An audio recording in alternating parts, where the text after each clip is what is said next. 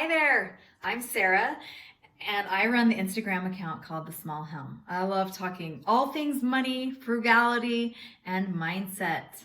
Our family paid off $150,000 worth of debt. I know, whoa, that's a lot.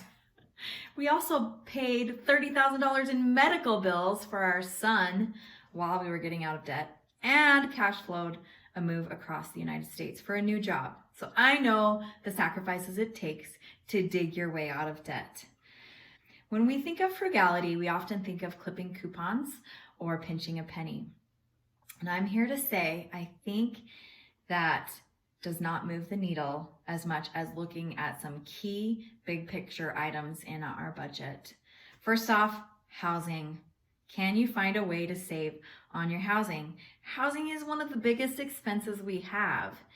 When we moved from Ohio to Utah, we chose to rent. Our family of 6, we rented a house and it cost us $1,200 every month, and that was it.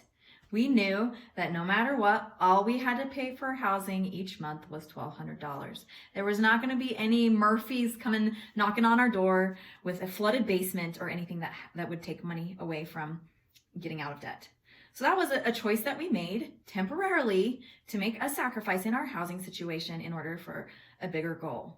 Can you find a way to lower your housing expense? The next thing is cars. My gosh, Americans pay from $350 to $500 in a car payment every month.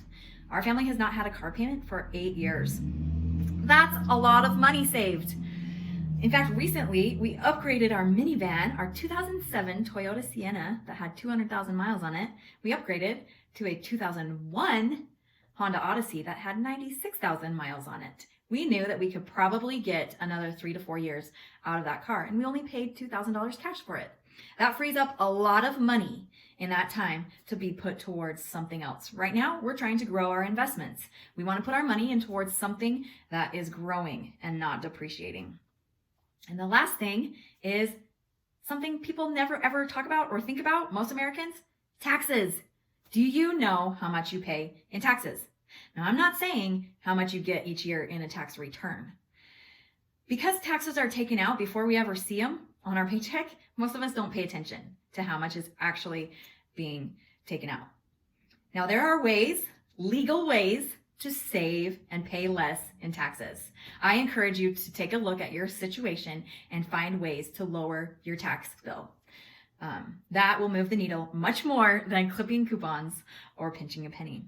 And last thing, which I really should have started with this, is your mindset and your relationship with money.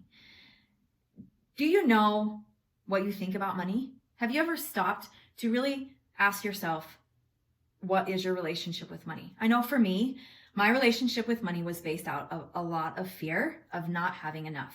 And sometimes that fear would actually cause me to spend mindlessly at Target or mindlessly on the internet in order to just solve for whatever fear or anxiety I was feeling at the moment. And it wasn't until I really addressed my money mindset and really started looking at my thoughts around money that I was actually able to choose intentionally some thoughts that were healthier and served me better. I know it is not easy to take a good solid look at your finances and figure out how to improve them. But it is so worth it. Take the time, find things that will move the needle in a much bigger way than clipping a coupon. Money is fun. I love it. So much good can happen from having a healthy relationship with money.